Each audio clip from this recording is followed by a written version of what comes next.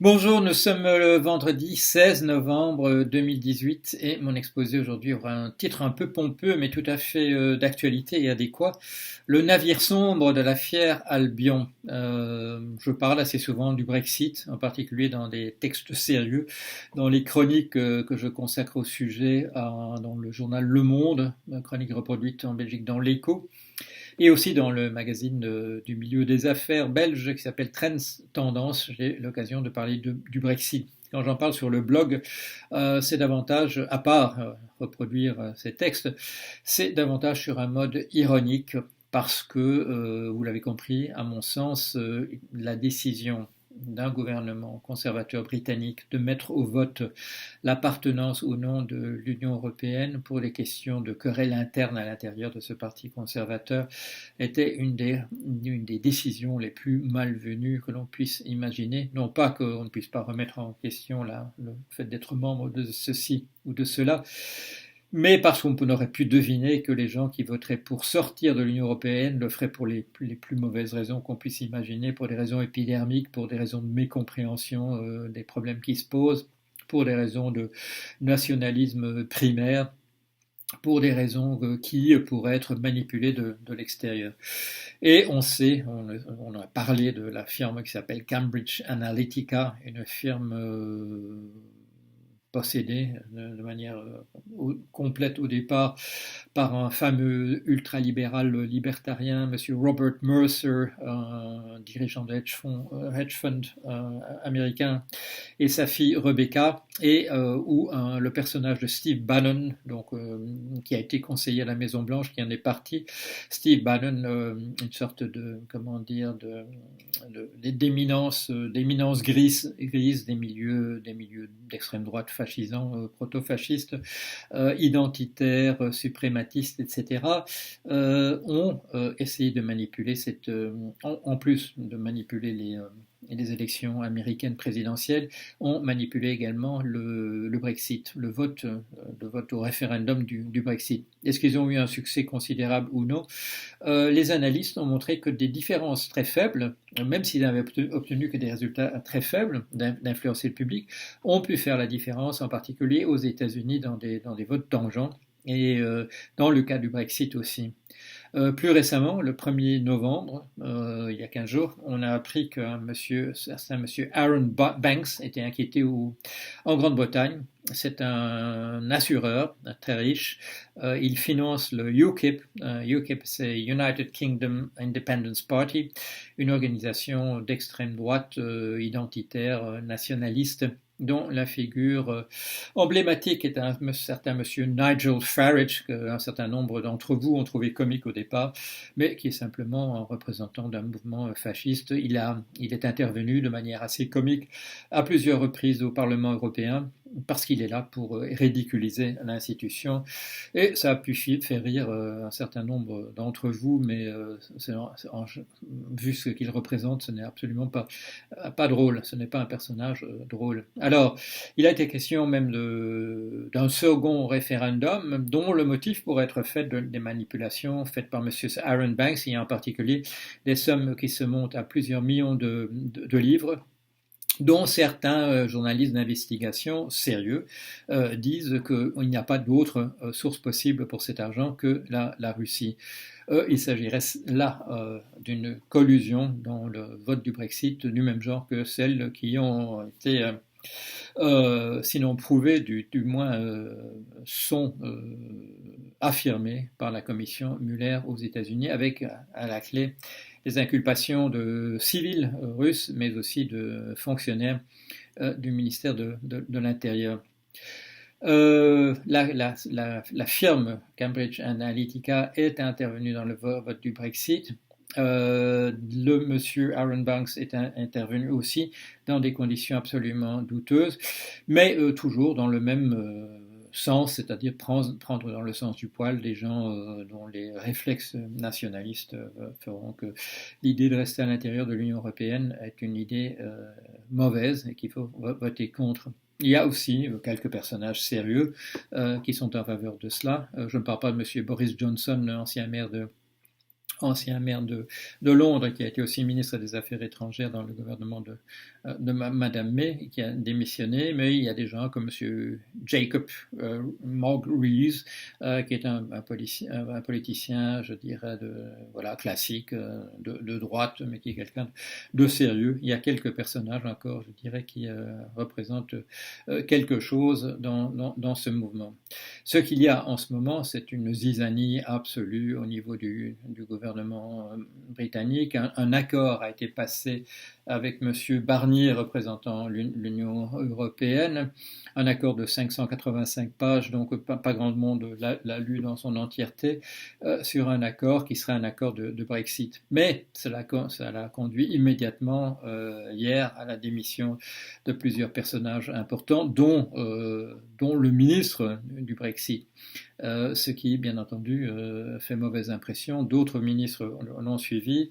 Il était question encore de l'éventuelle démission ce matin de M. Gove, qui pourrait être le nouveau ministre du Brexit, mais il a affirmé par son entourage qu'il n'allait pas quitter le navire.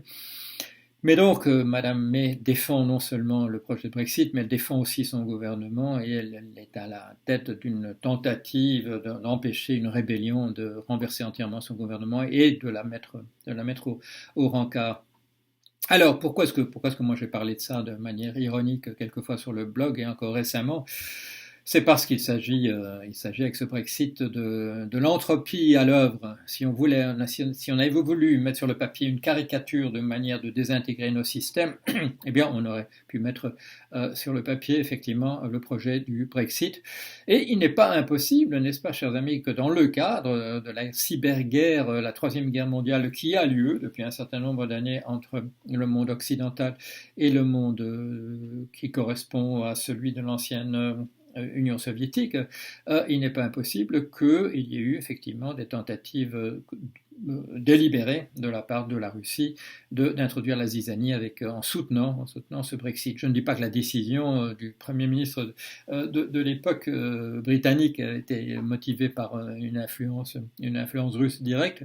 On n'est pas dans la situation des États-Unis, mais il est bien possible que les services secrets aient mis tout ce qu'ils ont pu en termes de ressources pour essayer de faire voter les Britanniques en faveur du Brexit. Et dans ce cas-là, il y a des gens certainement en Russie qui doivent rigoler du matin au soir en ce moment et sabler le champagne d'une manière quasi permanente. J'espère qu'ils pourront revenir, ou la vodka, puisqu'il s'agit plutôt de la Russie.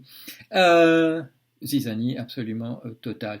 Elle était prévisible, c'est pour ça que j'en ai parlé dès le vote, en disant que ce Brexit, il était impossible en réalité à mettre en œuvre parce qu'il allait produire des catastrophes d'ordre économique, trop d'imbrication du Royaume-Uni dans l'Union européenne. Et surtout, facteur que j'ai mentionné immédiatement, et j'ai peut-être un certain mérite à l'avoir mentionné immédiatement, parce que ça n'est venu dans les discussions que un peu plus tard, 6 mois, 1 an plus tard, mais c'est devenu au centre des discussions. Remettre en question l'appartenance du Royaume-Uni dans l'Union européenne, c'était remettre en question le statut de l'Irlande et en particulier l'absence de frontières dures en ce moment entre l'Irlande du Nord, qui faisait partie sous le nom de Ulster, faisait partie du Royaume-Uni et en fait toujours partie, et de l'Irlande qui a obtenu, dans une guerre de libération, a obtenu son indépendance, la partie inférieure, la partie la plus importante, la partie sud de l'Irlande. On a fait disparaître la frontière de fait entre les deux. Il n'y a plus de contrôle, c'est comme à l'intérieur de la zone de Schengen. Et cela a mis fin à une guerre d'indépendance, à une guerre civile dans la partie nord. Pourquoi guerre civile dans la partie nord ? Parce que les catholiques qui étaient en minorité dans les provinces du sud, qui étaient en majorité dans les provinces du sud, ce qui avait permis de créer une république irlandaise sous forte influence de l'Église catholique à l'époque. Là, dans la partie nord, il y avait majorité, et c'est encore le cas, mais ça va basculer rapidement pour des raisons démographiques. Il y avait majorité de protestants. D'où venaient ces protestants ? C'était essentiellement des colons venus d'Écosse. c'était pas des gens qui étaient en Irlande depuis des temps immémoriaux. C'était des gens qui, au cours des, si j'ai bon souvenir, 17e, 18e, 19e siècle, étaient venus s'installer là avec leur religion d'origine, qui était le protestantisme, et leur allégeance, bien manifestée dans leur manifestation à la Maison d'Orange. La Maison d'Orange, une référence à l'époque où un roi a été à la fois, Guillaume, a été à la fois roi d'Angleterre et des Pays-Bas, appartenant à la Maison d'Orange, la ville bien connue du sud de la France. Alors, impossibilité en réalité de remettre en question ce qui avait été... C'était à la fin des années 90, quand il y a eu le fameux accord qui avait permis de créer la situation actuelle. Impossible de revenir en arrière. Cette guerre civile irlandaise était une horreur, vous le savez sans doute, et remettre délibérément, recréer des conditions qui remettraient en place une situation de ce type-là, c'est bien sûr du suicide, sans parler de toutes les difficultés économiques liées à la sortie de l'Union européenne. Et vous le savez, si je dis ça, c'est pas par sympathie pour la City de Londres qui en prend un mauvais coup dans cette affaire, c'est pas ça, mais il s'agit de la survie de la Grande-Bretagne à l'intérieur d'un ensemble qui est l'ensemble européen. Il n'est possible, vous savez, c'est mon opinion, il n'est possible en ce moment que de faire des sorties par le haut, en s'arrangeant tous ensemble. Pourquoi? Parce que le cadre général, vous le savez bien, c'est un problème, ce sont des problèmes environnementaux, ce sont une question de ressources à la surface de la Terre, et c'est pas en retombant dans des nationalismes, des sous-nationalismes, des régionalismes, des identitarismes qu'on peut retrouver le moyen d'arranger les choses. C'est au contraire en s'intégrant dans des unions plus grandes. Est-ce que ça veut dire que l'Union européenne est bien gérée? Est-ce à dire que la zone euro est bien gérée? Est-ce à dire que les parlementaires et la Commission européenne fassent des choses qui aillent dans la bonne direction? Non, non, mais c'est pas lié au fait que ce soit des organisations supranationales. C'est lié au fait que nous tous, nous votons pour avoir des représentants qui défendent des propositions ultralibérales. Ça, c'est de notre faute à nous, qu'on n'arrive pas à convaincre nos voisins, nos parents, nos oncles, nos tantes, nos concierges et je ne sais quoi, de voter pour les gens qui permettraient de faire de ces institutions des institutions qui seraient correctes. Alors, la solution, c'est pas la solution de la dynamite, de les faire sauter et d'essayer de trouver autre chose à la place, c'est-à-dire de se remettre en tout petits morceaux. En tout petits morceaux, ce n'est pas la solution, ça ne conduirait qu'à des catastrophes, des guerres entre les petits morceaux, des choses du genre Kosovo et compagnie. C'est pas des choses à encourager. Alors que faire en Grande-Bretagne? Il faut qu'ils sortent de cela, il faut qu'ils fassent un second référendum, que les gens cette fois-ci, que les citoyens britanniques aient cette fois compris de quoi il s'agissait et votent pour rester dans l'Union européenne. Et que par ailleurs, ils élisent des représentants qui feront qu'on puisse faire de l'Union européenne quelque chose qui défendrait nos intérêts à tous, l'intérêt général, et pas simplement de faire passer au niveau de l'Union européenne comme au niveau de la zone euro, simplement de mettre un tampon sur des documents écrits par les lobbies des plus grosses firmes. Il faut que la communication commence à s'établir entre les citoyens, entre ce qu'ils veulent.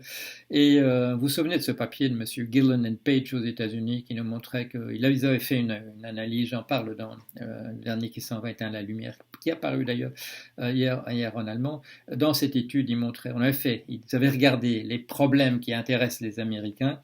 Il avait fait la liste d'un millier et avait regardé de quoi on discute dans les parlements et ce qu'on vote, et s'apercevant que, sauf dans les quelques cas où ce que demandent les Américains coïncide avec les souhaits d'une grosse entreprise, jamais même ces questions ne sont discutées. Ce n'est même pas que le vote est négatif, mais ça n'arrive jamais au niveau des discussions. Alors il faut maintenant que ce qui nous préoccupe, que ce que nous voudrions, que l'intérêt général retrouve un moyen de remonter vers le sommet. Et ce n'est pas nécessairement dans le cadre d'institutions existantes, ça peut être par des nouveaux moyens, comme cette rébellion contre l'extinction qu'on lance en Grande-Bretagne et qui doit qui conduit à une manifestation samedi. En France, on aura des gilets jaunes. En Grande-Bretagne, on verra quel succès récolte cette tentative de demander aux citoyens, voilà, de prendre les choses en main en dehors des parlements nationaux, en dehors des parlements européens, qui sont, on l'a compris, qui sont des endroits où on gare en fin de parcours des gens qu'on ne sait plus utiliser ailleurs, comme autrefois on mettait les anciens officiers coloniaux dont on ne savait plus quoi faire parce qu'il n'y avait plus de colonies, on en faisait du personnel des Nations Unies. Je ne vous parle pas de choses imaginaires, j'en ai personnellement souffert. Voilà.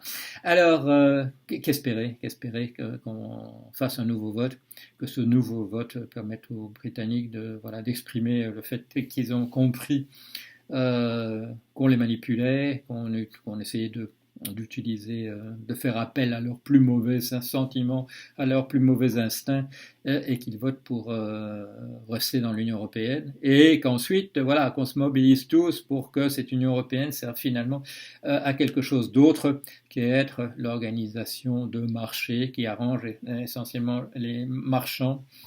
Et pour que, comme disait déjà Monsieur Thorstein Veblen en 1904, les braves populations n'imaginent pas de manière spontanée que les marchands ont nécessairement le souci de faire les choses au mieux de leurs intérêts.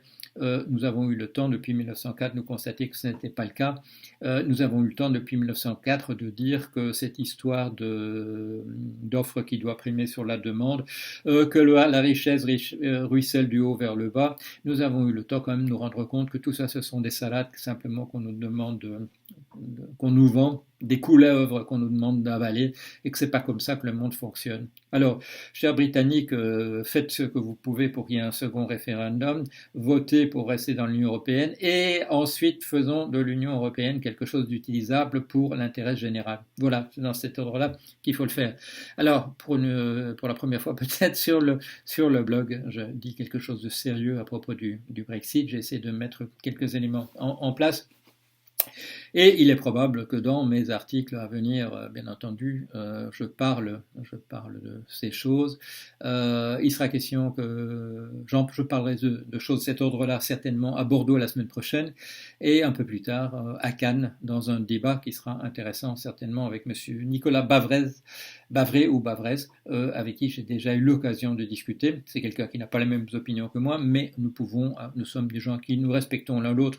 Nous connaissons les dossiers, c'est mon opinion à son sujet, il a l'amabilité de considérer que c'est mon cas aussi, et nous parlerons de ces choses-là à Cannes. On verra où on en sera à ce moment-là, ce sera début décembre, ce sera fin novembre, et beaucoup plus tôt que ça, la semaine prochaine à Bordeaux, une discussion à ce sujet-là, avec des gens intéressants aussi, comme Monsieur Bayrou, comme une grande journaliste allemande sur ces questions, et ainsi de suite. Voilà, allez, à bientôt, passez un bon week-end.